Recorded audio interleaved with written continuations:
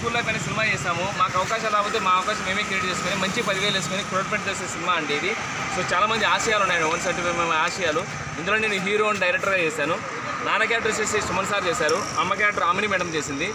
So మామ character Muralidhar sir చేశారండి. ఇందులో చిన్నప్పుడు హీరోయిన్, పెద్ద హీరోయిన్, చిన్నప్పుడు హీరోయిన్, చిన్నప్పుడు హీరో అందరం కలిసి చేసామండి. ఫ్యామిలీతో కూర్చున్న సినిమా ఇది మా పాంప్లెట్ అండి. మీరు చేయాల్సిన పని ఏంటండి, మీరు కొత్త వాళ్ళం కాబట్టి మాకు 10 థియేటర్లు ఇచ్చారు హైదరాబాద్లో.